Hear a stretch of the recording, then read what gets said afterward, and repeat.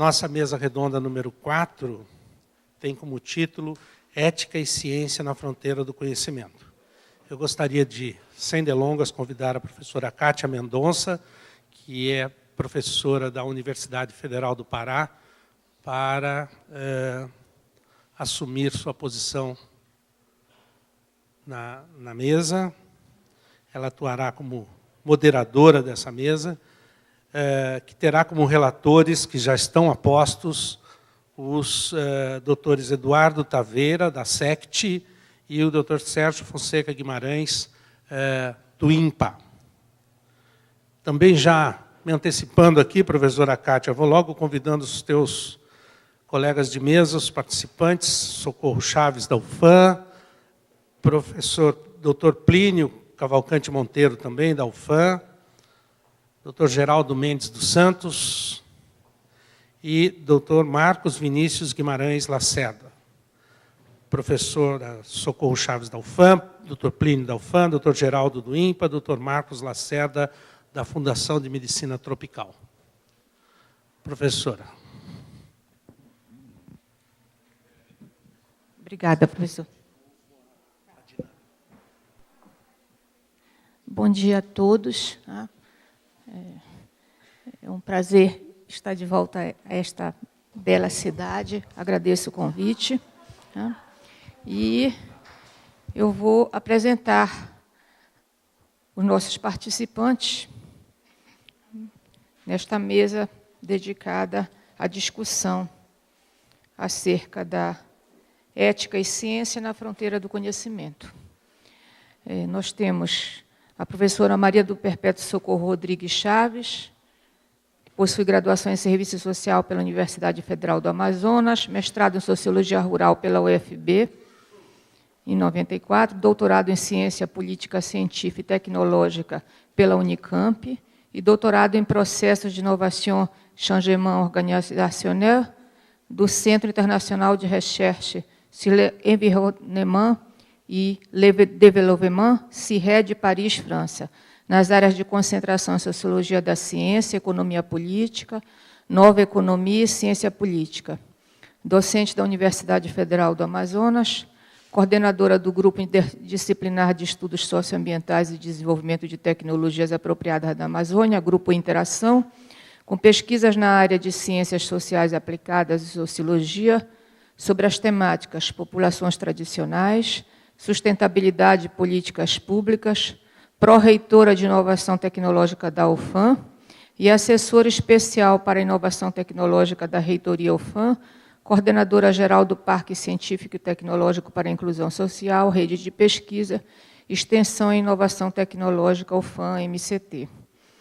Professor Plínio José Cavalcante Monteiro, possui graduação em Medicina e Direito, mestrado em Educação Médica pela Unifesp, professor assistente da Faculdade de Medicina da Universidade Federal do Amazonas, responsável pelas disciplinas Ética Médica, Bioética e Metodologia do Trabalho Científico. Professor Geraldo Mendes dos Santos, graduado em História Natural pela Universidade Federal do Mato Grosso, mestrado e doutorado em Biologia de Água Doce e Pesca Interior pelo Instituto Nacional de Pesquisas da Amazônia, graduação em Filosofia pela UFAM, pesquisador titular e professor na pós-graduação do Instituto Nacional de Pesquisas da Amazônia, atua nas áreas de epistemologia e ictiologia, com ênfase nos seguintes temas: teoria do conhecimento, Amazônia, biologia aquática, ictiofauna, impactos ambientais em reservatórios. E professor Marcos Vinícius Guimarães de Lacerda. Possui graduação em Medicina pela Universidade de Brasília, residência médica em doenças infecciosas e parasitárias pela Fundação de Medicina Tropical Dr. Heitor Vieira Dourado e doutorado em Medicina Tropical pela Universidade de Brasília, em parceria com a Universidade de Nova York. Atualmente é pesquisador em malária da Fundação de Medicina Tropical Dr. Heitor Vieira Dourado e professor de doenças infecciosas e parasitárias da Universidade do Estado da Amazônia e da Universidade de Newton Lynch. Tem experiência na área de medicina, com ênfase em doenças infecciosas e parasitárias, atuando principalmente no tema de complicações clínicas da malária, por Plasmodium Vivax, atualmente ocupa o cargo de diretor de ensino e pesquisa da FMT e coordenador do programa de pós-graduação em medicina tropical da Universidade do Estado do Amazonas. A discussão que vamos iniciar aqui, ela tem a seguinte metodologia, só lembrando, né, porque pode haver pessoas novas na plateia, nós vamos fazer uma primeira rodada de 5 minutos, que eu tenho que ser tanto rígida, né, para observação dessas falas, de 5 minutos dos participantes, né, sobre o tema ética e ciência. Depois, irá uma segunda rodada, novamente de 5 minutos, né, para complemento de ideias, coisas que deixaram de ser ditas. Em terceiro lugar, uma rodada de 5 minutos com a plateia, né, com perguntas e considerações. E, por fim, uma rodada final de 5 minutos para cada um, para considerações finais. Tá? Eu sou Kátia Mendonça, professora do Programa de Pós-Graduação em Ciências Sociais da UFPA, trabalho especificamente com o campo da ética, e eu queria assim, chamar a atenção de vocês para a importância dessa mesa, num mundo de profunda crise espiritual. Qual o papel nosso, de cientistas, diante da vida e das gerações futuras? Passo a palavra, em primeiro lugar, eu vou seguir a ordem, para a professora Maria do Perpétuo Socorro Rodrigues Chaves. Eu agradeço, Kátia, quero cumprimentá-la, quero cumprimentar a todos e a todas aqui presentes. Quero dizer que é um prazer, né, e um desafio grande, não é? Porque me disseram que eu deveria tratar de algum... É realmente um desafio para fazer assim. Então, o que eu vou tentar pontuar são algumas...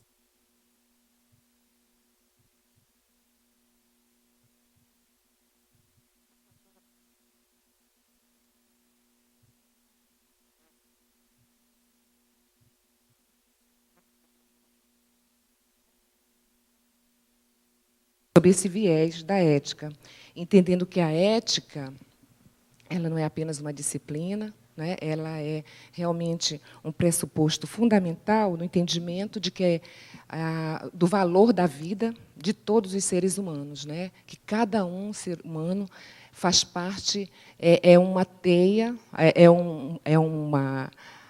um fio na teia da vida, né? Então, todos têm uma relevância muito grande.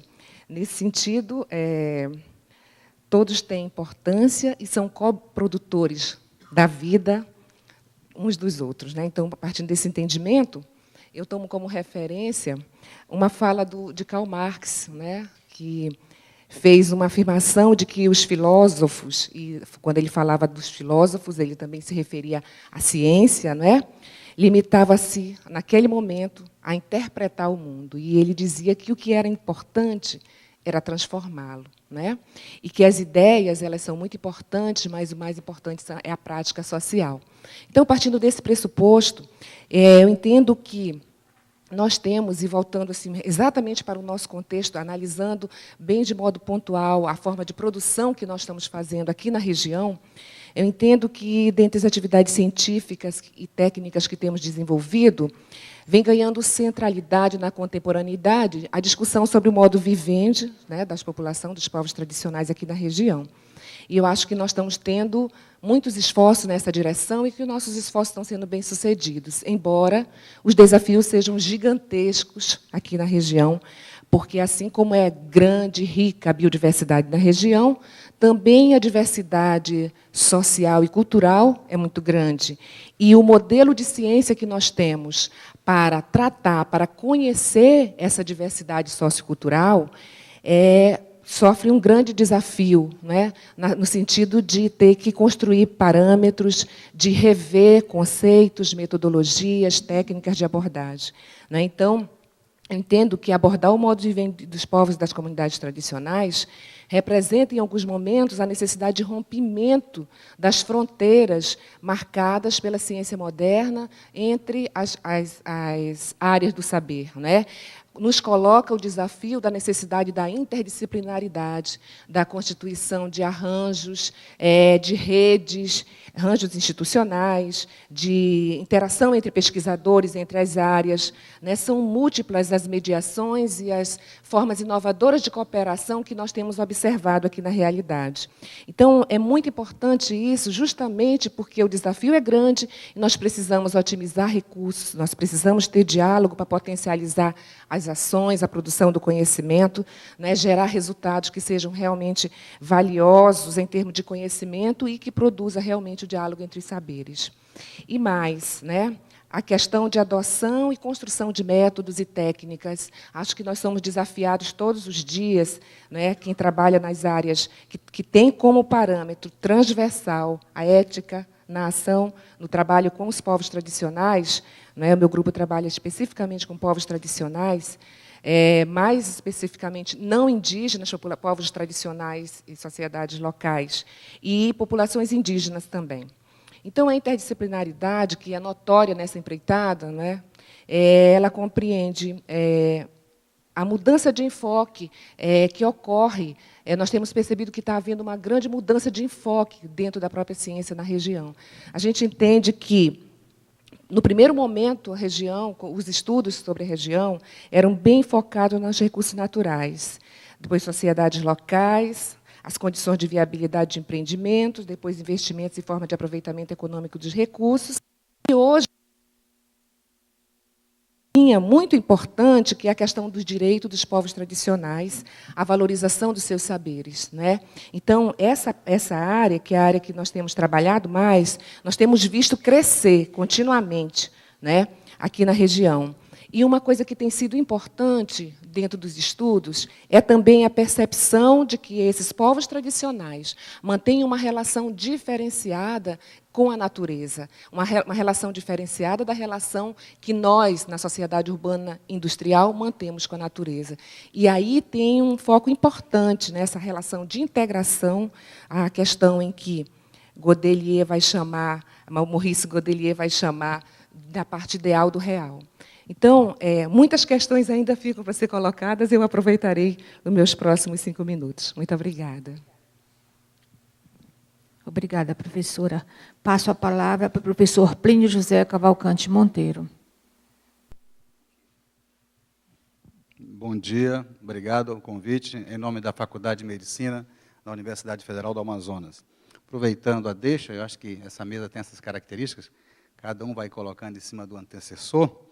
Eu queria fazer algumas análises conceituais inicialmente, para que nós possamos depois entrar mais no campo pragmático, no campo mais operacional. Primeira questão de abordar ética em ciência. Ética e ciência é uma discussão necessária e oportuna nesse século XXI. Fundamental é essa aproximação, esse diálogo, essa permissão que essas áreas do conhecimento humano se dão ao dialogarem. E aí eu quero fazer alguns conceitos importantes, tentar situar ciência, tecnologia e ética dentro da questão das formas de conhecimentos humanos, né?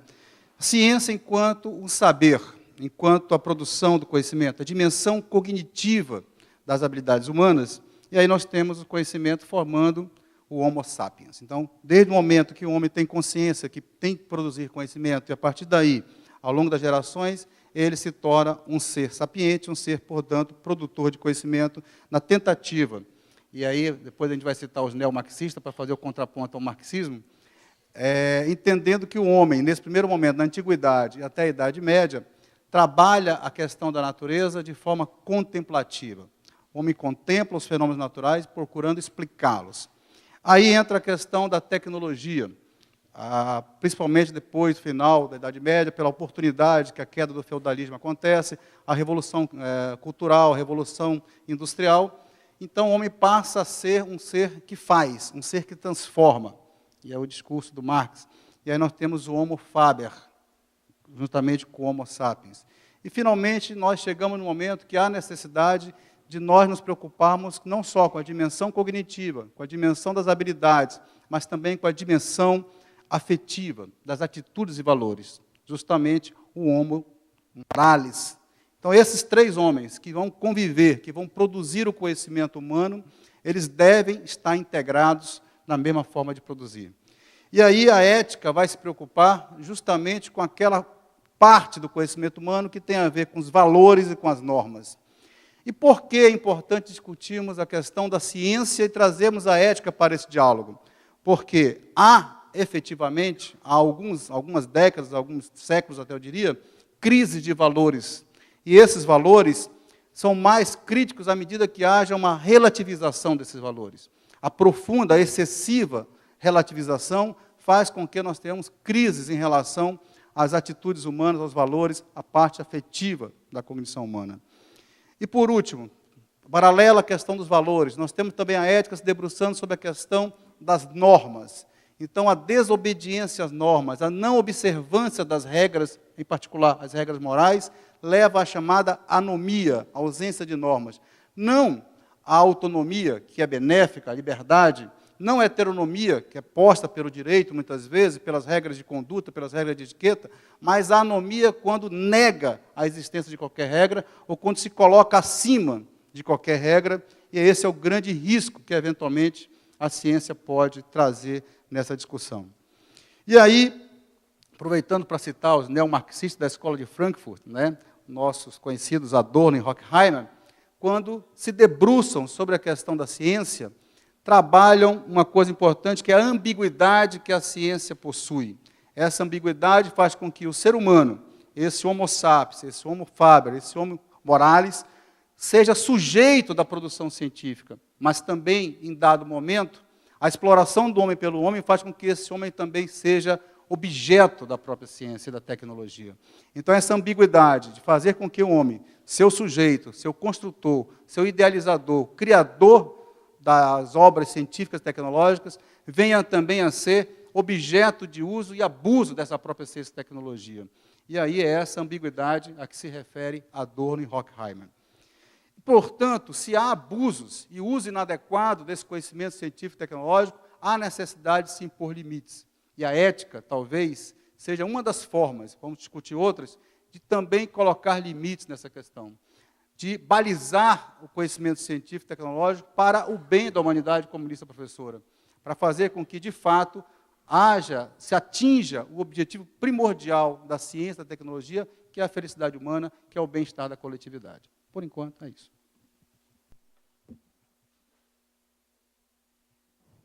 Muito obrigada, professor.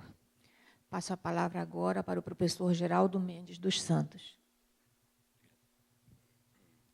Muito bom dia a todos.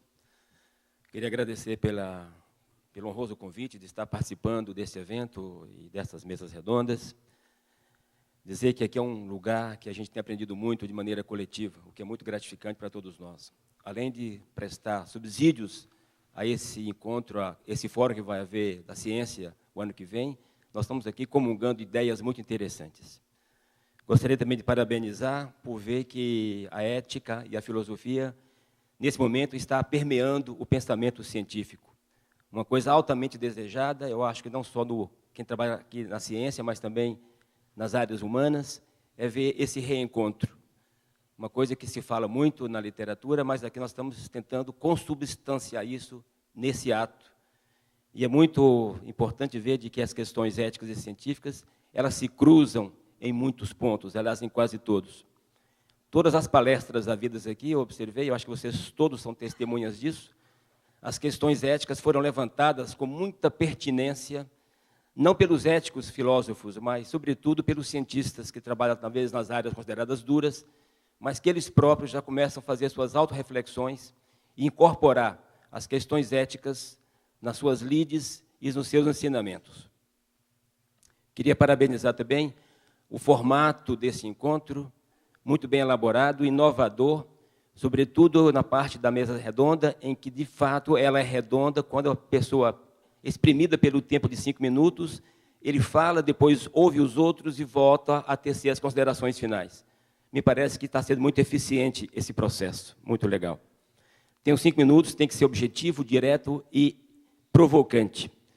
Eu gostaria, então, de começar a provocar, lembrando a provocação feita ontem aqui por nosso colega, muito amigo, querido, Charles Clement, que disse estar um pouco desapontado pelo fato de estar aqui ouvindo coisas que ele ouviu há 40 anos atrás, com um seminário que tinha um título quase igual a esse, e que era um pouco chocante para ele, essa coisa repetitiva.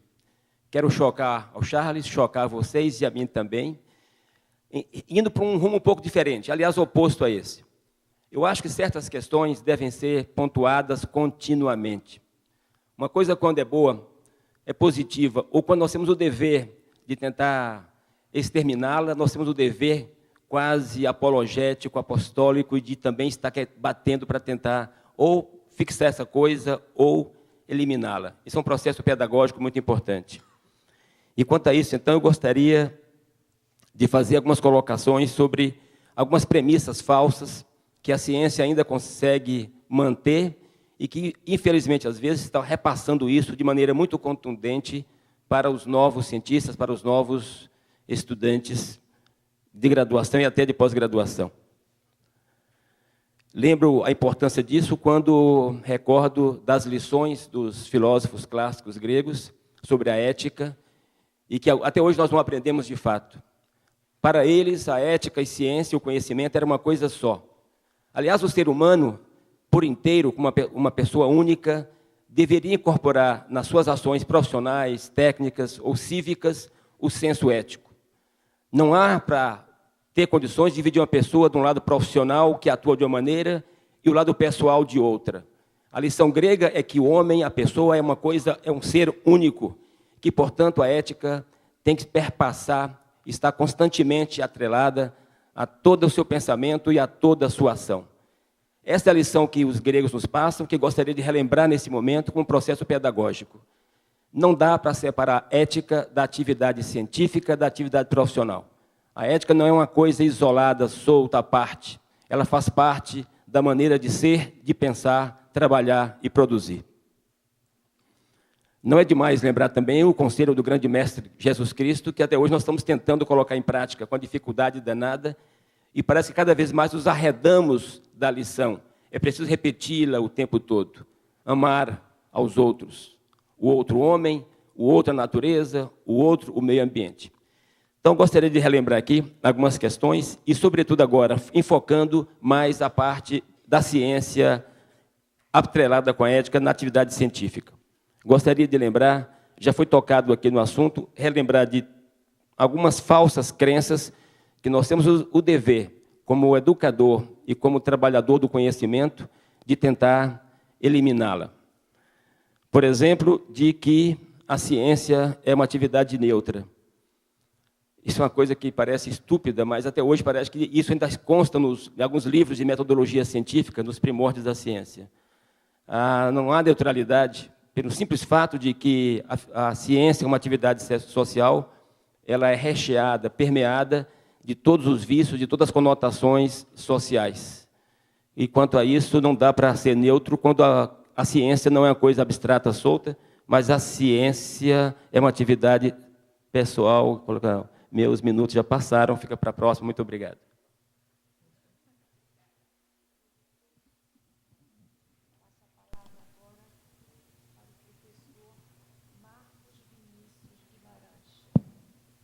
Eu queria agradecer a organização do evento, acho que é extremamente oportuna a mesa sobre ética, e saber aqui, nessa mesa, o que a gente quer preparar para o Fórum Mundial, na verdade, que tipo de discussão a gente quer levar para esse fórum.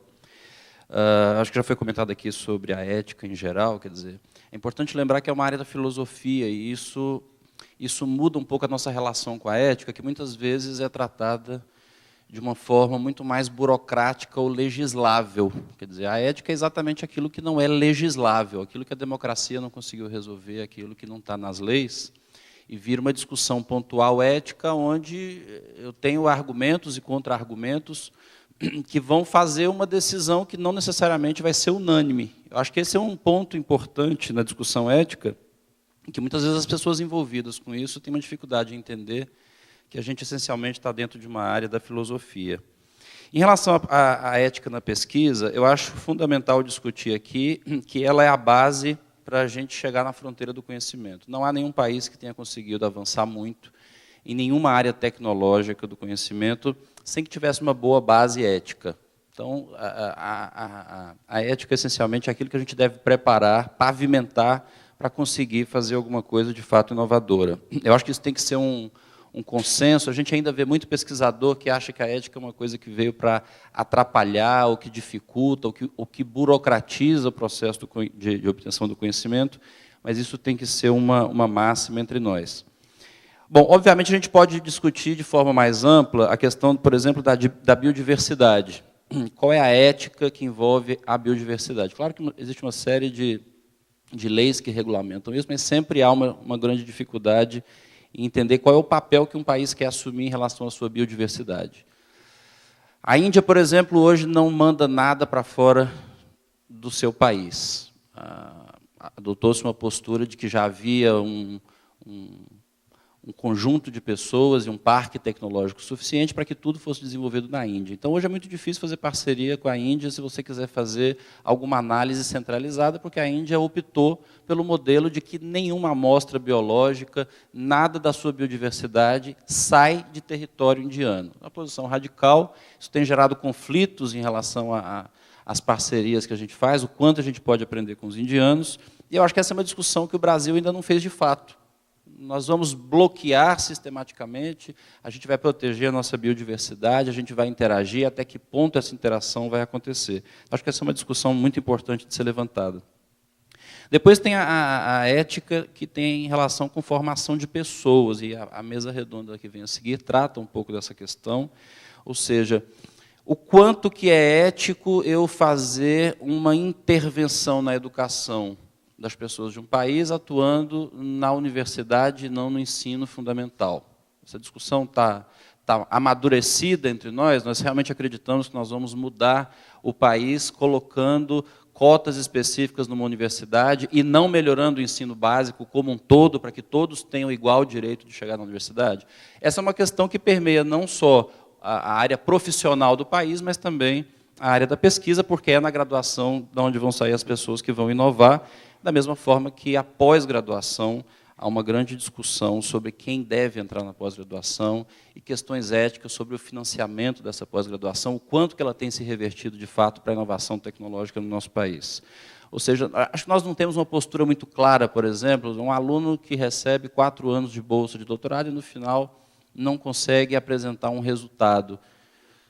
Que discussão a gente vai fazer sobre essas pessoas? O quanto nós estamos avaliando na CAPES essas pessoas para as quais a CAPES dá, hoje, praticamente 80%, 90% do orçamento da CAPES é dedicado a bolsas, um número impressionante de bolsas, e qual é o retorno disso?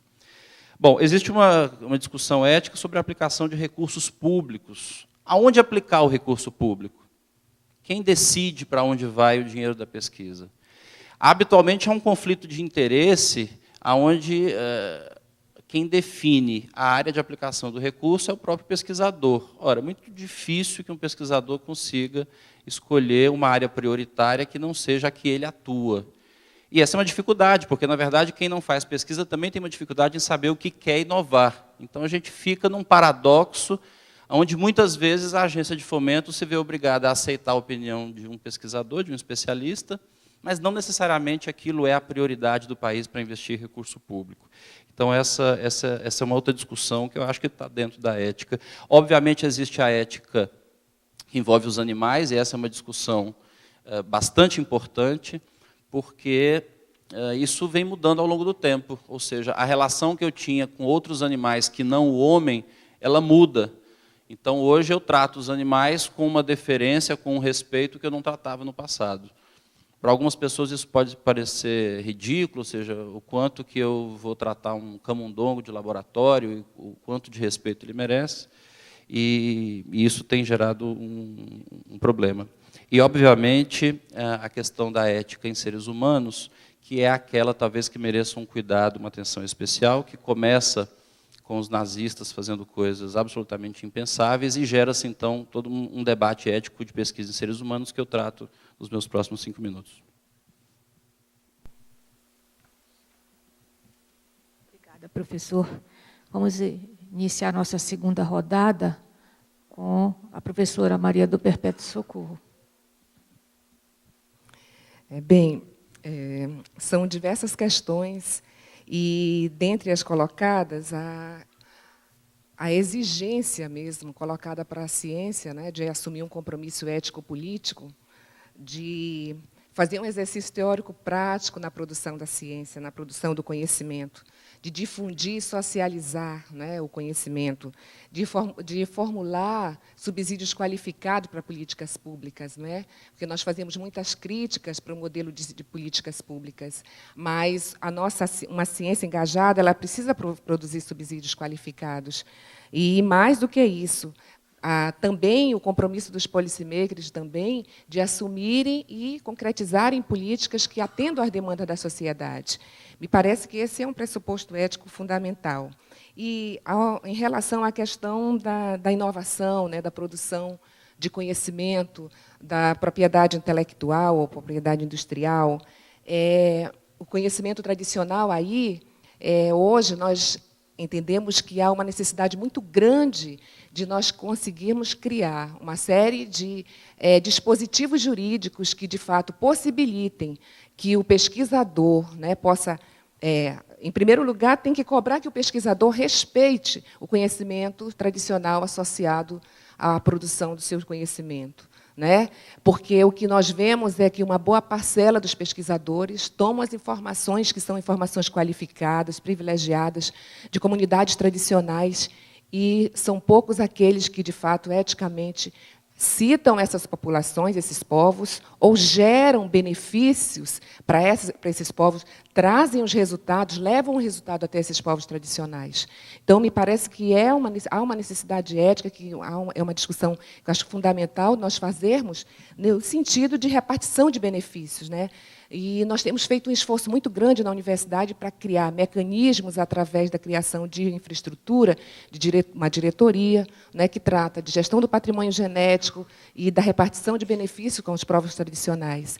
E nós temos feito também, tem havido a necessidade de trabalharmos a capacitação, a discussão, o debate, criar um ambiente de inovação, mas um ambiente de inovação que não esteja voltado somente para a propriedade intelectual, para o registro de patentes, mas, fundamentalmente, para discutirmos a repartição de benefícios, de tratarmos de maneira respeitosa os povos tradicionais, que fornecem informações qualificadas e nos trazem inovações muito importantes, são as inovações sociais e culturais, né, que nós podemos trazer e que pode trazer vários contributos para a nossa sociedade, na forma de nós vivermos, nas formas de organização, na forma de...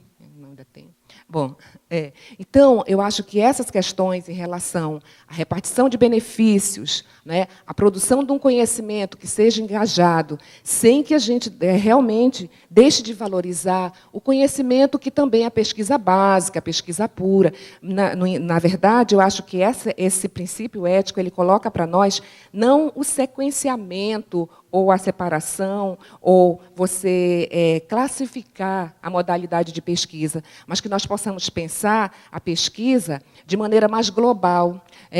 E com essa questão transversal da ética, nós podemos interagir, pesquisadores que estão centrados nos laboratórios, com pesquisadores que estão trabalhando em áreas, que estão fazendo coleta, que estão fazendo acesso. Então, é muito importante nós pensarmos, porque esse é um momento estratégico na conjuntura brasileira, em que está sendo discutido, né, o Código de Ciência, Tecnologia e Inovação, em que há um movimento grande dentro das instituições e no Brasil em relação à forma dos dispositivos legais que legislam sobre coleta e acesso, né? Então, nós nos vemos limitados, tanto pesquisadores quanto os povos tradicionais, de poderem acessar esses conhecimentos. Então, acho que é uma questão importante para nós discutirmos aqui.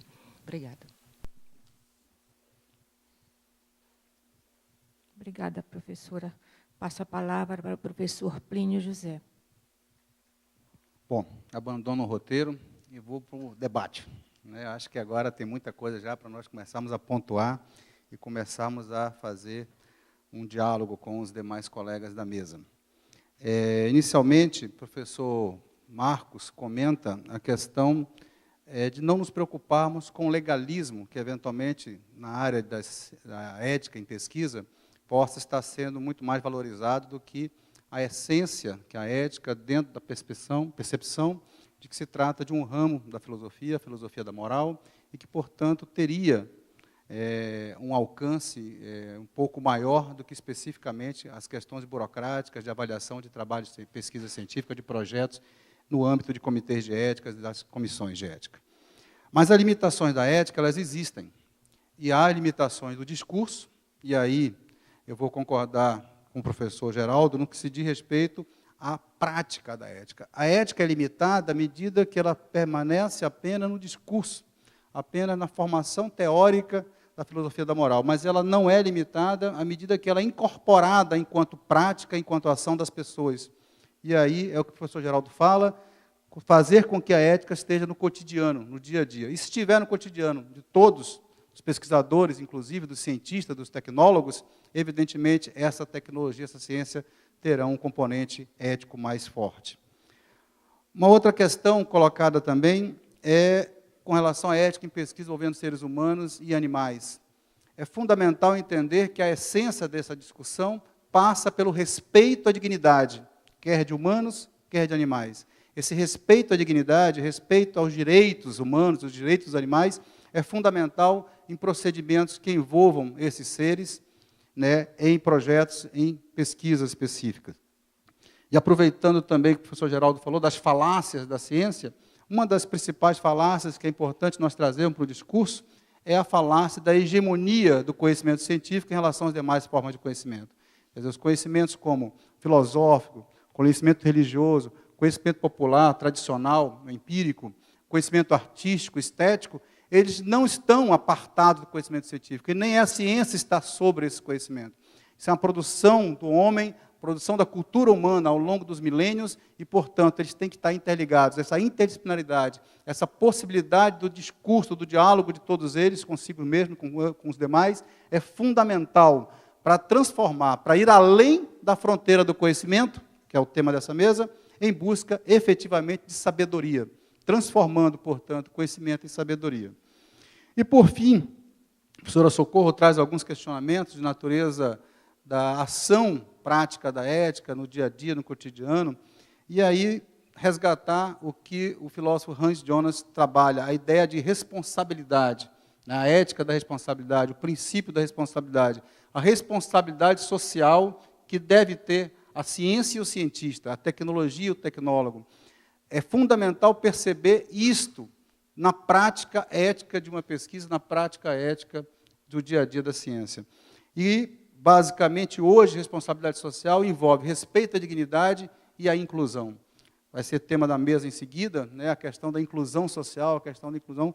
E aquela ética, aquela ciência no passado contemplativa, que no século XVII, século XIX, principalmente século XX, tornou-se uma ciência intervencionista, que, portanto, precisou de limites para existir, hoje a gente percebe a necessidade de uma ciência inclusiva, uma ciência que busque, na realidade, uma amplitude maior de benefícios para a população, para a humanidade como um todo.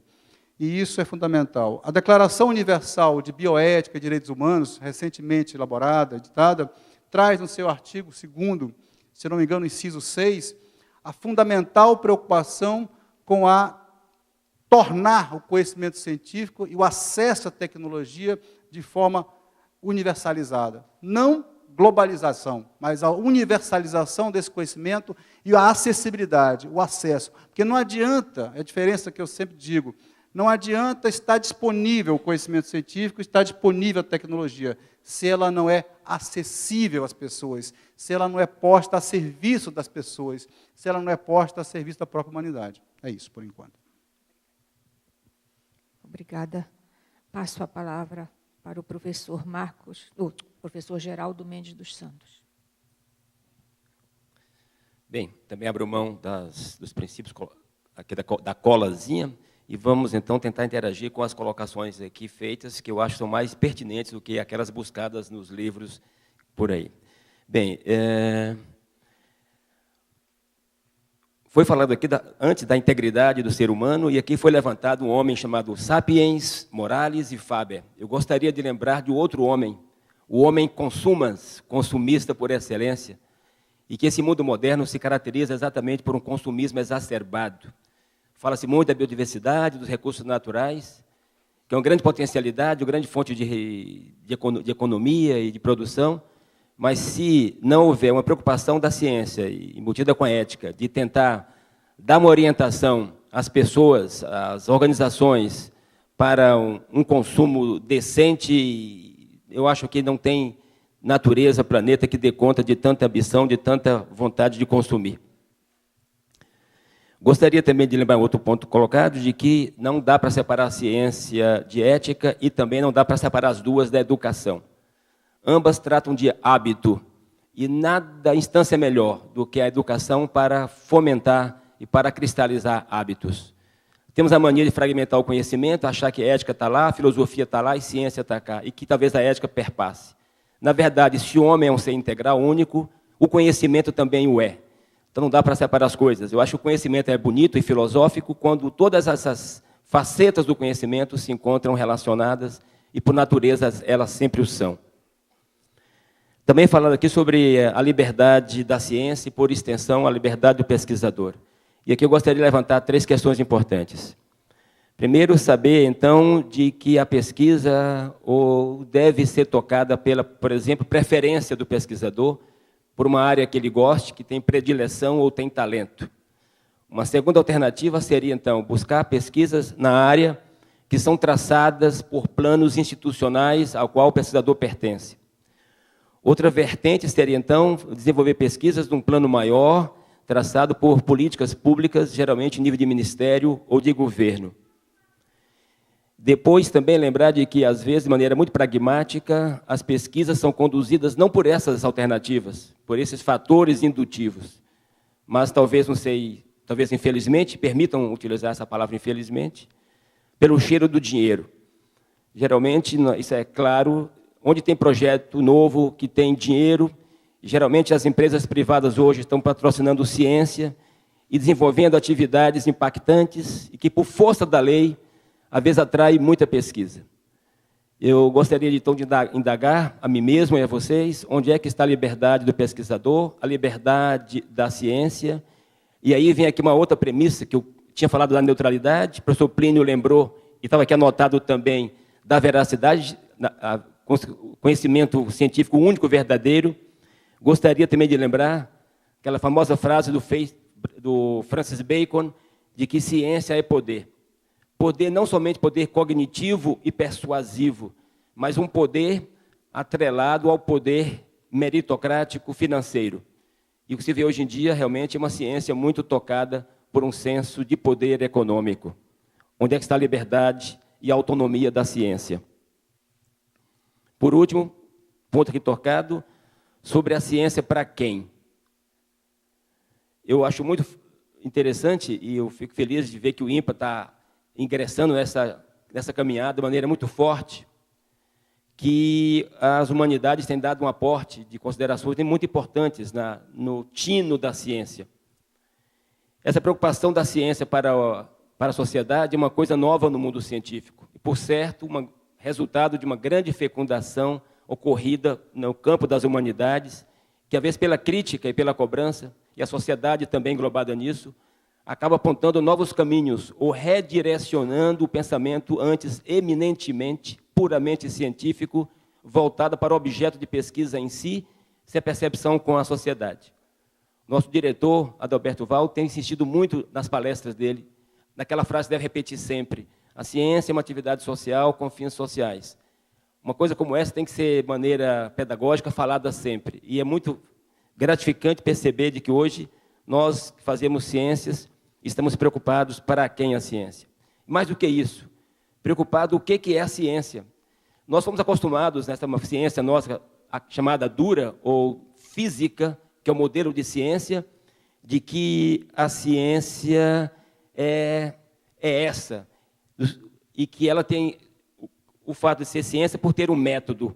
E as humanidades vêm nos colocar a questão, na verdade, o que é método? Existe um método universal? Então, por isso, acaba não caindo, mas levando os cientistas duros a se preocuparem com o conhecimento que eles estão elaborando.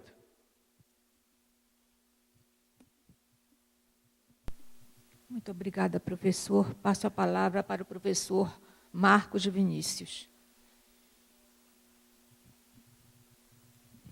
Bom, eu queria encerrar, então, comentando um pouquinho sobre o sistema ético que foi montado no país, que regulamenta a pesquisa em seres humanos.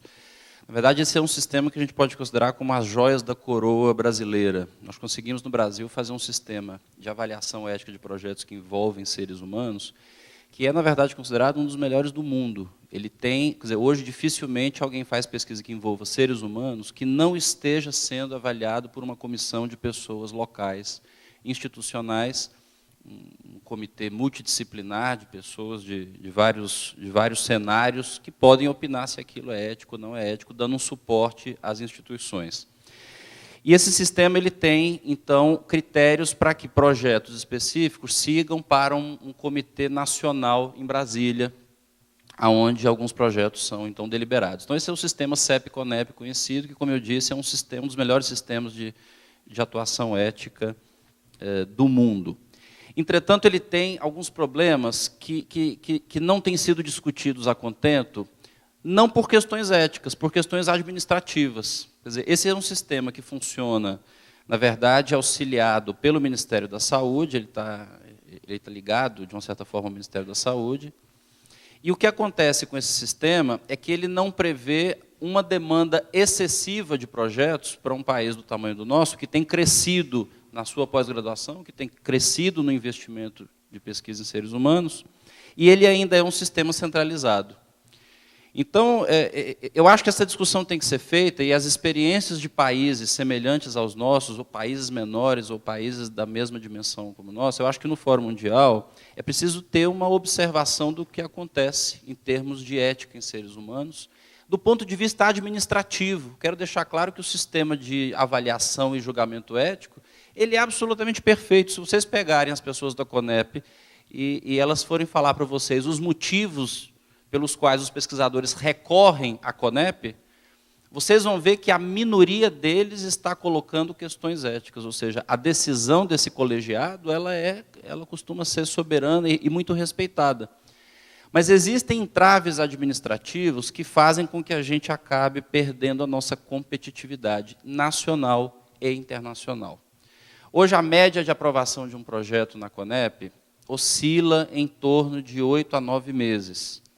Então, na área da saúde, quando você tem investimento, especialmente para as doenças mais negligenciadas que a gente ainda tem, habitualmente, esses investimentos eles vão para países onde eles sabem que há uma celeridade maior. Então, isso tem afastado muito o capital internacional de investimento na pesquisa em saúde. E eu acho que essa é uma discussão que tem que ser feita de forma mais urgente. E, como eu disse, é preciso separar a atuação ética impecável no ponto de vista dos pesquisadores brasileiros da atuação administrativa, que está sujeita a uma série de questões, são estagiários que atuam, não há um suporte muito grande, essa comissão se reúne, na verdade, uma vez por mês, e cada problema administrativo faz com que esses projetos retornem, e eu demore aí mais 2, 3 meses para ter uma resposta. Então, acho que essa é uma questão bastante importante, e do ponto de vista da ética como uma coisa loco-regional, a descentralização desse julgamento da CONEP é uma coisa que tem que ser discutida. Há um posicionamento mais ou menos uniforme dentro da CONEP que o Brasil não está preparado para ser descentralizado, ou seja, todo projeto que envolva pesquisas em seres humanos, que atendam a quesitos, por exemplo, financiamento internacional, parceria estrangeira, laboratórios de indústria farmacêutica, eles teriam que ir para um julgamento centralizado. Ora, me parece, e isso acho que a gente tem que discutir mesmo, um excesso de tutela sobre aquilo que nós poderíamos fazer. Nós somos um país muito grande, as regiões possivelmente têm uma capacitação ou podem ser capacitadas para fazer o seu próprio julgamento ético, desde que tudo seja normatizado e, eventualmente, fiscalizado. Mas nós precisamos fazer uma descentralização desse sistema de forma urgente. Uma outra coisa que eu acho que é importante, vindo da região norte, vindo do estado do Amazonas, é lembrar a vocês que hoje a pesquisa com os povos nativos, ela não existe. Nós não sabemos nada sobre os povos nativos, porque o sistema CEP-CONEP entendeu que essa é uma população vulnerável, e é de fato, e ela precisa de uma série de exigências, mas eu vou lembrar a vocês, toda a experiência que nós temos com projetos que envolvam a saúde dos povos nativos, o bloqueio ético, a demora na aprovação ética, ela não é ética, ela é meramente administrativa. Então, acho que essa é uma discussão importante. Os povos nativos da Amazônia, onde se concentra a maior parte da população nativa desse país, não têm pesquisas de boa qualidade que deem respostas aos seus problemas. Eu tenho hoje na minha instituição um projeto para trabalhar com mulheres para identificar HPV, câncer de colo de útero, e a gente já está há 3 anos com esse projeto sem aprovação. Então, são questões que têm que ser discutidas, porque é uma peculiaridade absolutamente nossa na região norte. Muito obrigado.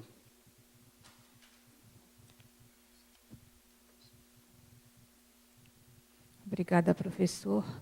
Nós vamos passar para a terceira fase desta mesa, na qual a plateia, vai se iniciar a participação da plateia, né, com perguntas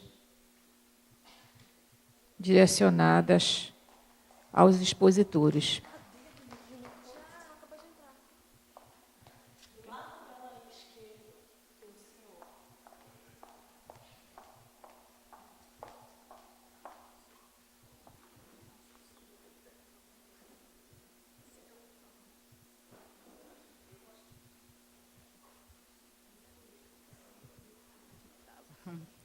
Primeiro... Bom, eu gostaria de refletir, que nós pudéssemos refletir, principalmente sobre o que o doutor Lacerda, Sueli Costa, pesquisadora do INPA, que o doutor Lacerda colocou em relação às populações vulneráveis, né, que isto realmente é algo que nos sensibiliza nos comitês.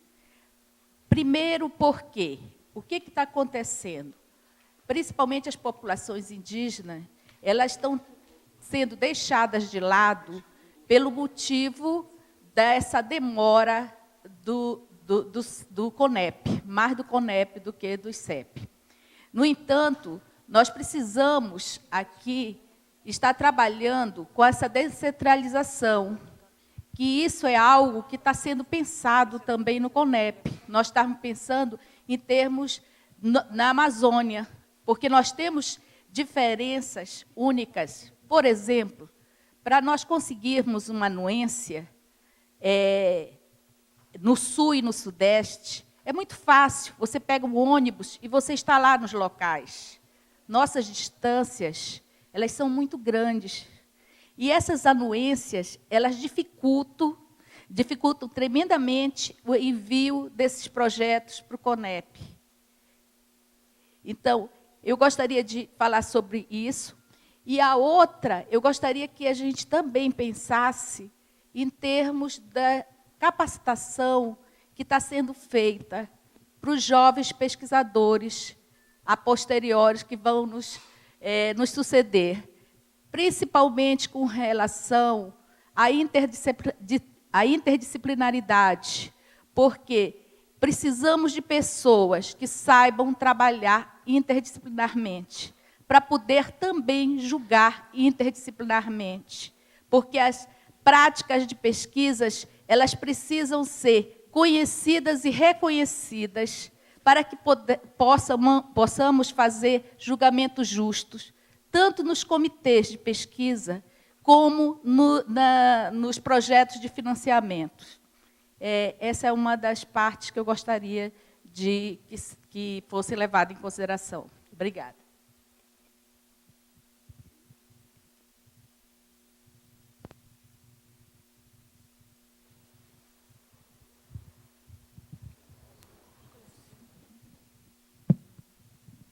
Eu sou Gilberto de Assis Ribeiro, do INPA. Eu gostaria de falar a respeito das pesquisas realizadas nas empresas, como acontece nas empresas de sementes e agrotóxicos. Aonde está, por exemplo, a ética?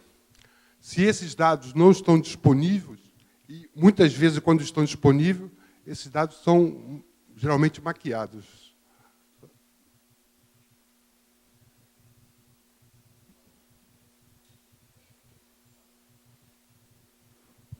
Já. Hugo Mesquita, coordenador de extensão substituto. Eu queria fazer 3 perguntas a todos os palestrantes.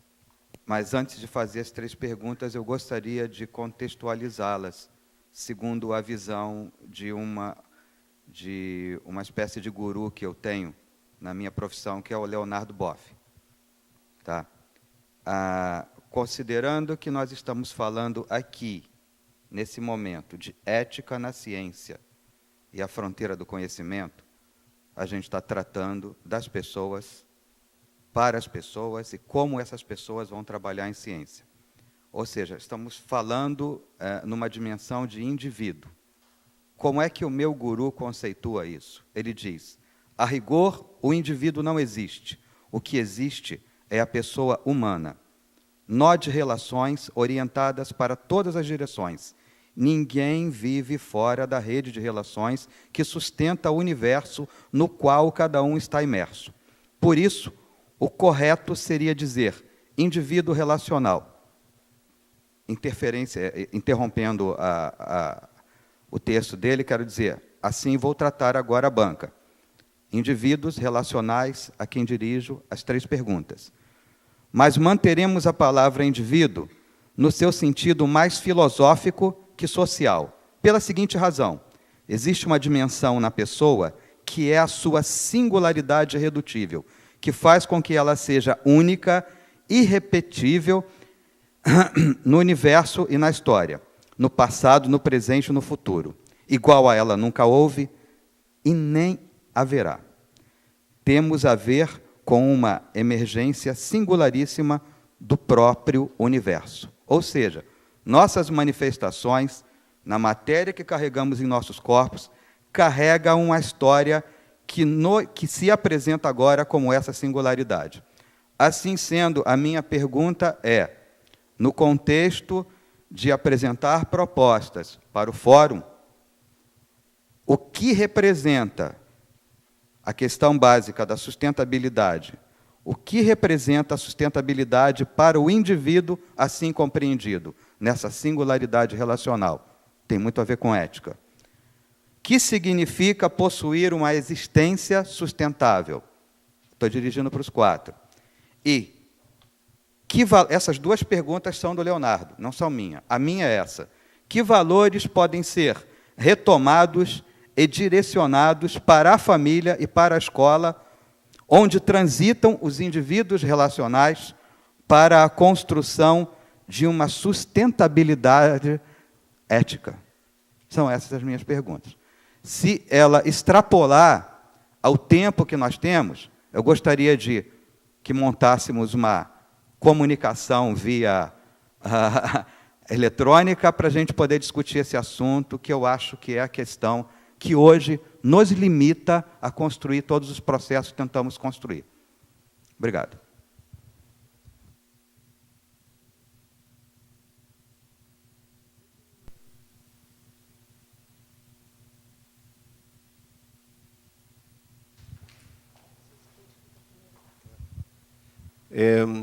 É uma pergunta para todos. Tem um filósofo neoconservador muito conhecido por um livro que é O Fim da História, Fukuyama, Francis Fukuyama. Ele escreveu outro livro que não é tão conhecido, que se chama O Futuro Pós-Humano. E mais ou menos ele traça um futuro, é uma discussão sobre biotecnologia. E que o futuro a longo prazo pode ser um futuro onde as classes ricas tenham acesso, por exemplo, a órgãos humanos que possam reemplaçar com o tempo, com o processo de envelhecimento ou pela enfermidade, órgãos do corpo, clones. Tudo isso tem sido trabalhado pelos filmes de ciência ficção. A ciência ficção tem um valor porque desperta a imaginação e a pensar sobre os futuros prováveis.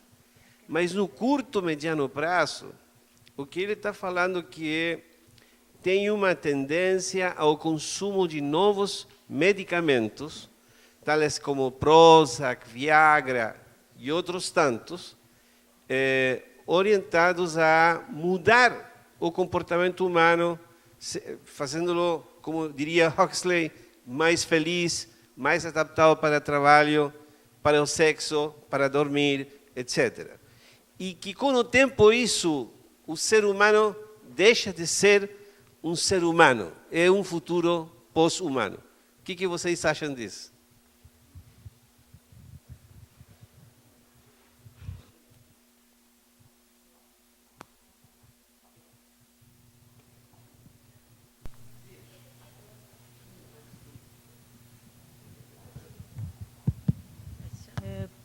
Bom dia a todos. Regina Guzmão, do Ministério de Ciência e Tecnologia. Tá sim. Muito rapidamente, fazer um comentário aqui.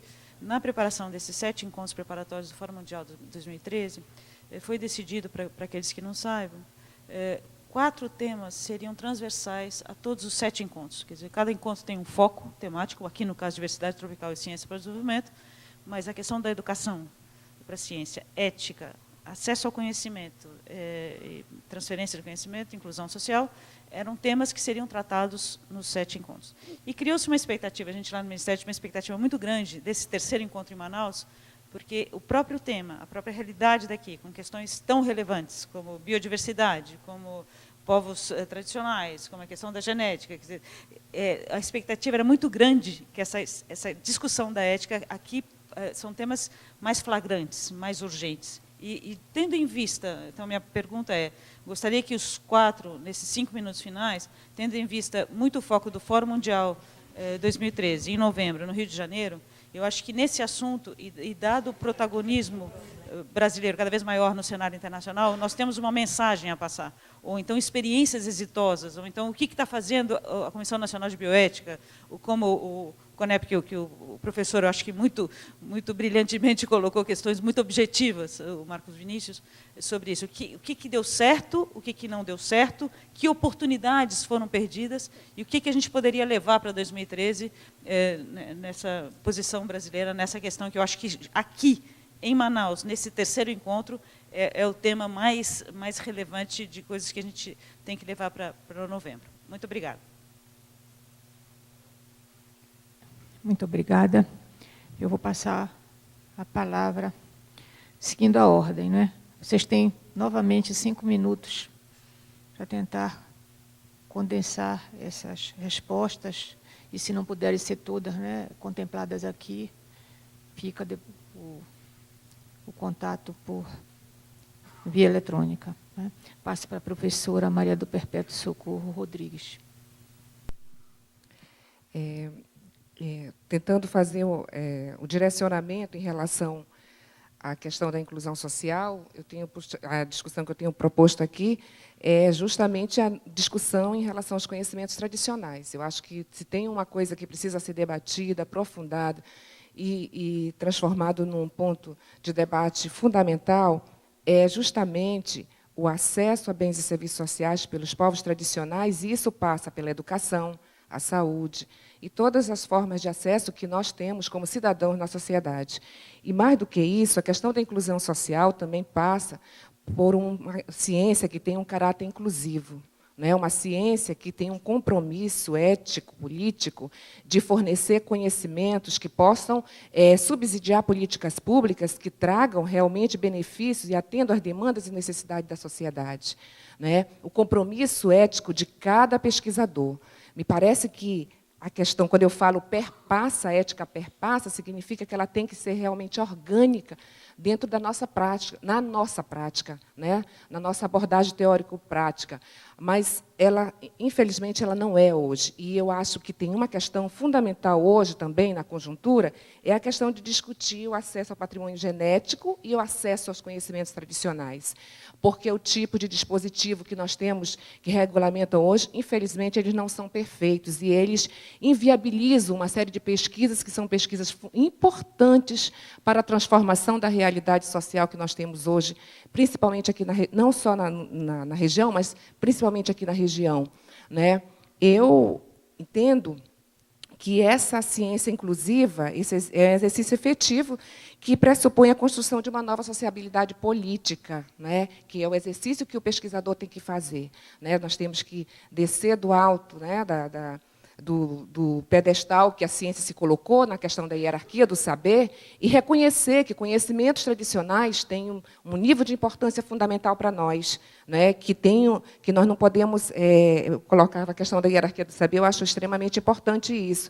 Enquanto nós entendermos que somos os juízes do conhecimento, enquanto não houver essa mudança de pressuposto, eu creio que a ética, ela expulsa isso, ela tem que expulsar isso da postura dos pesquisadores.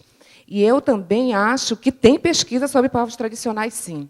Eu acho que o que falta é o diálogo, sim, a interdisciplinaridade entre as diferentes áreas, porque há vários programas de pós-graduação, há vários pesquisadores trabalhando com povos tradicionais, indígenas e não indígenas, quilombolas, faxineiros, varjeiros, e eu acho que, assim, inclusive, daqui a pouco, eu creio que a professora Terezinha Facho vai colocar, e eu tenho 30 anos de trabalho com equipe de pesquisa, tenho vários alunos, e eu conheço vários pesquisadores, porque eu sou exatamente dessa área, que trabalha com povos tradicionais, aqui na região. E existem inúmeros trabalhos, né?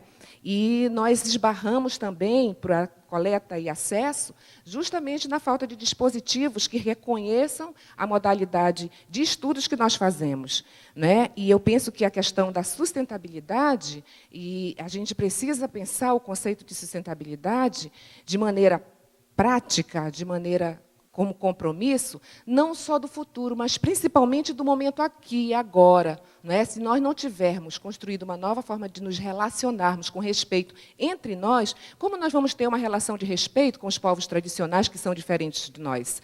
Não é? Então, é preciso que a gente pense que não queremos ter um futuro pós-humano, mas que queremos ter um futuro com maior humanidade.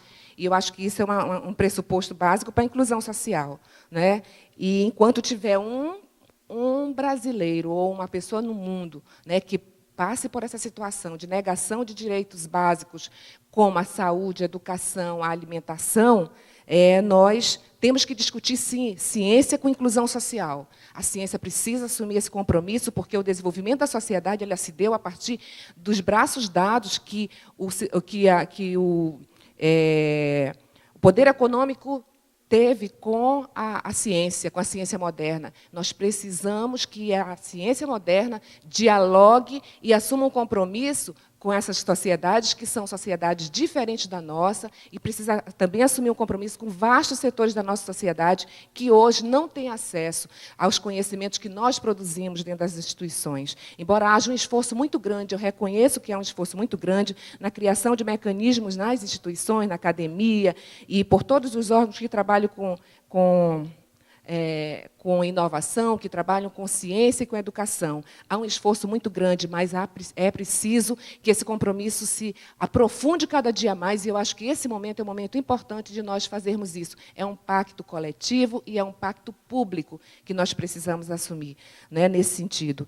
E eu penso que, professor, eu queria reforçar a necessidade de diálogos entre nós, porque temos muito para dialogar, para nós sairmos das nossas fronteiras, dos nossos conhecimentos disciplinares, para discutirmos um conhecimento que seja interdisciplinar, onde a gente possa juntar todas as áreas do conhecimento, e aí sim, né, precisamos exercitar a inclusão primeiro entre nós, e aí podemos exercitar em relação à sociedade. Muito obrigada.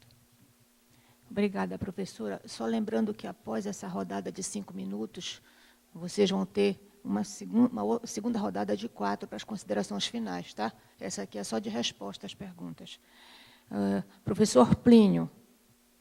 Estou vendo ali a agonia da Adalberto, da Beatriz, com relação ao tempo. Eu vou ser breve. Eu posso não responder tudo, mas vou tentar, pelo menos, fazer um passeio pelas perguntas todas que foram feitas. Em particular, a questão que o Ministério levanta, a representante do Ministério levanta, a primeira coisa foi colocada a questão da liberdade. Liberdade tem como limitação as prioridades. Nem sempre a ciência e a tecnologia, o conhecimento que está sendo feito pelas instituições de pesquisa, pelas universidades, pelos institutos, está atendendo aquilo que nós desejamos de prioridades pessoais ou prioridades institucionais ou até mesmo sociais. Respondendo já a sua pergunta com relação às sementes, Muitas vezes as prioridades que estão sendo colocadas na frente são as econômicas, ou são decisões políticas, às vezes acertadas ou não acertadas, né? Então, muitas vezes, as prioridades acabam extrapolando a singeleza das pessoas, né? Vão além, se despreocupam, muitas vezes, com o ser humano, com o lado humano da ciência, da tecnologia. E aí é que está a questão. Qual a prioridade? Quais as prioridades que nós queremos para esse milênio? O que o Brasil, enquanto protagonista dessa ciência mundial, pretende para si e para o mundo?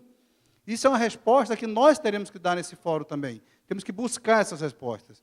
E aí eu vou fazer uma colocação. Fui 8 anos membro do Comitê de Ética em Pesquisa da UFAM, 5 desses 8 anos, como seu coordenador. E eu acho que o sistema CEP-CONEP não é perfeito. Não é perfeito. Quem milita, como o professor Marcos Lacerda, milita na área das ciências duras, na área da pesquisa médica, biomédica, até compreende que a resolução 9696 seja perfeita para isso. Mas quem milita na área das ciências sociais e humanas não entende assim. Há que se aperfeiçoar esse sistema, há que se melhorar essa resolução, há que talvez ter uma resolução para essa área de ciências sociais e humanas. Então, ele não é perfeito nesses aspectos. E a questão é fundamental, a descentralização, já comentei isso várias vezes, vários encontros de comitês de ética, os chamados CREPs. Não é comida, não, porque está na hora do lanche, né? Mas o CREP seriam as comissões regionais de ética em pesquisa, onde, na realidade, cada região, norte, sudeste, centro-oeste, nordeste, sul, teria um comitê regional, uma comissão regional, que depois, em segunda instância, iria para a CONEP, desafogando, portanto, esse processo decisório da CONEP, que atrasa, que, de alguma forma, dificulta os processos, principalmente nessas áreas especiais, como é o nosso caso da área indígena.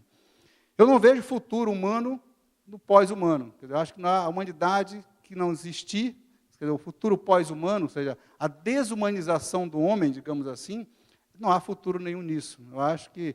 E o Fukuyama tem essa característica, ele é apocalíptico mesmo, né? Nas suas obras ele faz esse apocalipse, né? Para poder, de forma certa, criar uma inquietação nas pessoas. Eu acho que a ética, e aqui nós estamos falando de ética, não estamos falando de etiqueta, então, como convidado dessa casa, que entrei aqui há mais de 30 anos como iniciação científica, né? Fui orientando do professor Adalberto Val, não, professor, 30 anos nós dois estamos bem conservados, claro. Então, veja bem, não tenho preocupação agora com a etiqueta quando farei algumas críticas, né? Eu acho que, mais do que a ética, outras áreas têm que se debruçar sobre os limites da ciência e da tecnologia. A economia, a política e o direito, principalmente. Agora, não adianta nós queremos sair daqui com algum tipo de indicação do que a ciência brasileira vai ser, da preocupação humanística que a ciência brasileira vai ter com o mundo, com o Brasil, com o mundo, ou como sendo protagonista na América Latina e no Caribe, se nós não entendermos, por exemplo, que algumas decisões políticas, governamentais, vão de encontro àquilo que os cientistas brasileiros pretendem, aquilo que a humanidade pretende. Então, muitas vezes, nós temos um CBA, que pertence ao governo federal, fechado há vários anos. Ciência é biotecnologia. Então, o que nós queremos da biotecnologia da Amazônia com o CBA fechado? O que nós queremos da biotecnologia, das pesquisas da Amazônia, sem tanto mais apoio ao INPA e à Embrapa que estão nessa região? Então, precisamos sinalizar também que as prioridades políticas não podem estar na contramão das prioridades científicas e tecnológicas da nossa região. Ninguém avança sem apoio político. Agora mesmo nós vimos o Código Florestal, e aí vai o encontro da sua pergunta, de que adianta uma bela lei, um belo Código Florestal, se depois, no conchavo do Congresso, por trás da mesa da presidência, se discute outras coisas, se veta ou se não veta, e sai um arremendo de lei. As fronteiras agropecuárias estão avançando aí. Quer dizer, nós temos uma soja, e se for transgênica, pior ainda, que está subindo para a Amazônia. Estão se desmatando áreas enormes na nossa região, no sul da Amazônia, principalmente em Rondônia e Pará, e isso com aval do governo brasileiro, dos ministérios que lidam com isso. Então, não adianta nada discutirmos ética, pesquisa, tecnologia, se não tivermos as decisões políticas acertadas e coerentes com o que nós queremos quanto cientistas. Obrigado. Em função do adiantado da hora, a coordenação do evento solicita que essa seja a rodada final, com as considerações finais de vocês, por favor. Bem, então, para finalizar, eu gostaria, talvez, de tentar, através da análise do título, dar resposta às colocações, perguntas aqui feitas. Bem, a mesa redonda tem por título Ética e Ciência na Fronteira do Conhecimento. Assim que eu tive a honra de ser convidado para esse debate, eu estava muito preocupado com a palavra fronteira. Falei, nossa, vou ter que abordar aquela linha de ponta, o limite em que a tecnociência está atuando, na linha de nanotecnologia, de engenharia genética, de células-tronco e tal. Falei, nossa, mas não é por aí. Eu acho que isso não é o foco da questão. Eu acho que a plateia e os organizadores não estão interessados nisso. Então, comecei a ver a fronteira, não a fronteira no limite, lá na ponta, mas a fronteira dentro, no meio da ciência e da prática ética. Então, nesse sentido, eu comecei a ver de que esses problemas levantados aqui nessa mesa e em outras mesas, sobre os obstáculos epistemológicos que existem na prática científica. Eu acho que as fronteiras estão aí. Ciência para quem? Como fazer a ciência? Que tipo de desenvolvimento nós estamos querendo, o país precisa? Eu acho que as fronteiras estão nesse meio. E muitas questões levantadas aqui, eu acho que ajudam a descortinar saídas para isso. Nesse sentido, a palavra do tema, que é diversidade tropical e ciência para o desenvolvimento, tem a ver com isso. Diversidade tropical. No caso do INPA e alguns institutos de pesquisa, historicamente, nós estamos muito voltados para a diversidade da natureza, plantas, insetos, peixes, mamíferos e tal. E, por outro lado, parece que o ser humano não está contemplado nisso. Eu lembro, fazer uma confissão aqui, Adalberto, me permita, que há uns 30 anos atrás, nós éramos cobrados. Por que o INPA estuda tanto esses animais e bichos e não estuda o ser humano, estuda o homem? Eu acho que o INPA tentou aproveitar essa crítica e começou a tomar algumas iniciativas para tentar corrigir essa distorção, preencher essa lacuna. Demos alguns passos, eu acho, Adalberto, nós podemos dar passos maiores nesse sentido. A universidade, pelo próprio nome e natureza, já contempla essas áreas, tenta fazer um trabalho integrado, transversal. Eu acho que nessa busca que eu falei antes, desse reencontro entre humanidades e ciências biológicas, que é uma coisa teórica, nós poderíamos ver essas barreiras internas e começar a fazer uma ciência mais abrangente, mais integral. Integraríamos nós aqui o ser humano e talvez lá onde a diversidade biológica não é contemplada, integrar também. Eu acho que tentar fazer a prática disso, fazer esse encontro de maneira prática nas instituições. E aí também até os cursos de graduação e pós-graduação poderiam enveredar por esse caminho e tentar tomar providências também nisso. Eu fico muito feliz, Adalberto, de Dona Beatriz, coordenadora da pós-graduação, de ver que um curso de biologia aquática que nós temos, já temos lá uma epistemologia, uma filosofia da ciência. Eu acho que é muito fecundo e traz um pensamento, uma abertura de pensamento muito interessante e muito voltado para essa integridade que nós estamos criticando e buscando aqui. Eu acho que esse exemplo é edificante, promissor e poderia ser incorporado, talvez, em outros cursos também. Eu acho que nós temos que dar o exemplo, procurar atuar localmente nas coisas pequenas, porque é a partir daí que vem, depois, a realização de coisas grandes. Trabalhar apenas na deontologia, nos códigos aplicados à medicina e à ciência, para cumprir ordens e normas, ou seguir apenas as leis, eu acho que não é por aí que a ciência, a ética e a educação devem trilhar.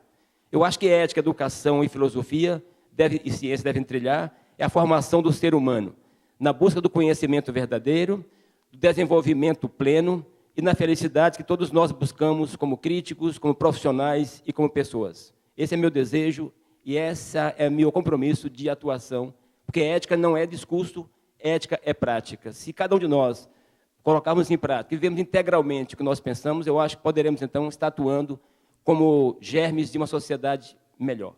Muito obrigado pela atenção, um abraço a todos.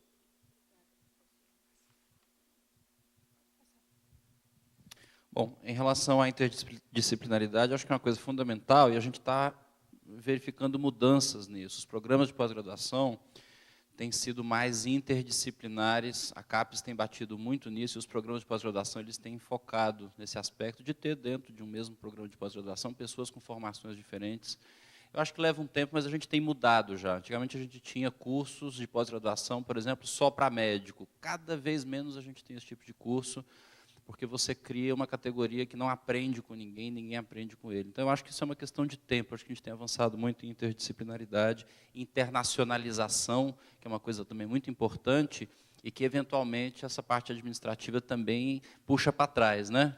O pessoal da CAPES fala em internacionalizar, mas o projeto feito em parceria com outro país demora 9 meses para ser aprovado. Então, como é que eu vou internacionalizar um projeto de pós-graduação se eu demoro quase 1 ano para aprovar ele? Isso é um ponto que tem que ser discutido. Em relação à disponibilização de dados, eu estou de pleno acordo com você. Eu acho que a gente tinha que ser mais obsessivo com a divulgação dos dados, muito obsessivo mesmo. Eu acho que não há ferramentas muito claras de exigir que as pessoas divulguem os seus dados. E, no caso das empresas do distrito, eu vou até fazer uma provocação aqui, mas me parece uma coisa ainda pior, porque o Estado abriu mão de um dinheiro, tendo a contrapartida de que aquela empresa faria pesquisa, e essa pesquisa é feita ali sem haver a adequada divulgação. Acho que isso é uma coisa da maior seriedade, a divulgação tem que ser uma coisa mais trabalhada mesmo. Em relação ao comportamento humano, eu acho que esse é um problema da ética, é a gente saber o que vai acontecer quando eu descobrir alguma coisa. Isso, para mim, é uma discussão complicadíssima. Tem um cara que disse uma vez que o passado era imprevisível. O Santos Dumont criou o avião, ajudou a fazer o avião, e nas cartas dele, uma das coisas que ajudou ele a se suicidar foi ter visto um avião jogando bombas durante as guerras. Quer dizer, é muito difícil prever o que vai acontecer. As maiores descobertas na área de medicina não foram feitas com aquele propósito, foram feitas com outro propósito e foram usadas alternativamente para algum benefício, para alguma inovação. Então, acho que esse é um problema, às vezes, da ética, que se preocupa com o futuro, que é imprevisível, como é o passado. Bom, se eu pudesse encerrar isso aqui fazendo algumas recomendações para o fórum, eu nunca vi, na realidade, uma discussão sobre a administração da ética. Toda vez que a gente discute ética, a gente discute filosofia, discutimos temas muito importantes.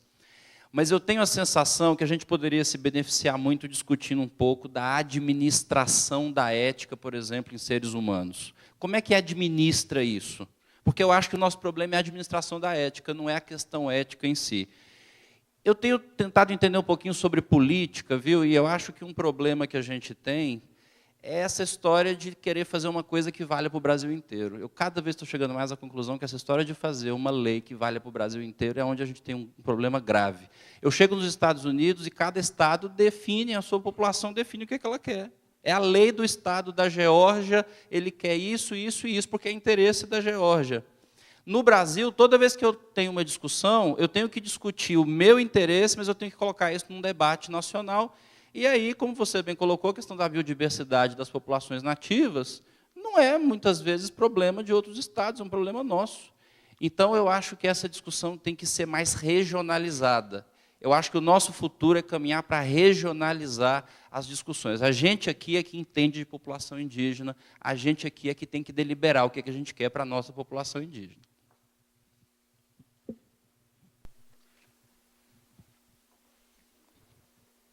Eu agradeço a participação de todos e gostaria de finalizar com uma pequena consideração. Eu trabalho com o campo da ética na UFPAS, no programa de pós-graduação em Ciências Sociais, e trabalho num programa de extensão também voltado para a educação na rede pública. Ninguém educa em ética, você desperta a sensibilidade do outro. Nosso trabalho é feito com professores que têm o seu cotidiano mergulhado na violência. Nossas crianças nas escolas estão mergulhadas na violência e na pornografia. Tá? Então, é muito séria a situação do mundo. Todos aqui concordam com a interligação da ciência com a ética e com as demais esferas da vida, como se chama, né? Eu gostaria de apontar o seguinte, que o respeito ao outro é o que deve balizar a tudo. Se a ética precede a norma, que é o campo da moral, eu vou usar as palavras do Paul Ricoeur, há uma mudança de foco. E é isso que o Paul Ricoeur fala. A ética deve preceder a norma. A norma está aí, nós temos inúmeras leis. Agora o professor estava pontuando essa necessidade de regulamentar muitas coisas, e essa discussão do local e do nacional e assim por diante. Mas o respeito ao outro, e quem é esse outro? É que deve, talvez, a nossa proposta para 2013, para quem vai continuar nesse seminário, é pensar acerca disso. Como sensibilizar as pessoas para respeitarem o outro. E quem é o outro? O outro é a natureza que me cerca, do qual eu faço parte. O outro é o homem. O outro sou eu mesma, porque eu sou meu outro. E, por fim, a esfera pública. A esfera pública é corrompida no mundo todo, porque os homens que lá estão não têm respeito uns pelos outros. Pensam somente no seu benefício próprio, no seu poder. E, por fim, a outra dimensão do outro é o mistério do que fala o Gabriel Marcel. Tá? Quando isso se perde, o respeito ao mistério que antecede a tudo, ou ao transcendente de que fala Marcel e Martin Buber, nós vamos cair na anomia, de qual falou o professor Plínio logo no início. Na anomia, na violência que nos cerca. Para isso, eu acho que para a gente chegar a nos sensibilizar e sensibilizar os outros, nós temos que reconhecer que, como cientistas, antes de sermos cientistas, nós somos finitos e falíveis. E isso exige um exercício de humildade, que não é fácil numa academia. Submetida a regras de produtividade e de excelência. Exige de nós, inclusive, pensarmos o que é ser excelente. Se é ter bolsa de produtividade, ser excelente à custa, inclusive, dos meus colegas e dos meus alunos. Enfim, isso exige uma caminhada rumo à humildade que nós não podemos fazer sozinhos, a meu ver. Eu retomo a filosofia de meados do século XX. E retomo o Gabriel Marcel. Eu não posso fazer a caminhada para a humildade porque eu sou frágil e tendo a vaidade. Mas eu posso tentar fazer isso, tentar sensibilizar o outro, me sensibilizar, se eu retomo o diálogo com o mistério, como fala Martin Buber. Eu quero agradecer imensamente a presença de todos, agradecer o convite que me foi dado. Né? Desejo a todos vocês um final de encontro muito bom. Que Deus abençoe a todas as suas famílias e a cada um que está aqui. Obrigada.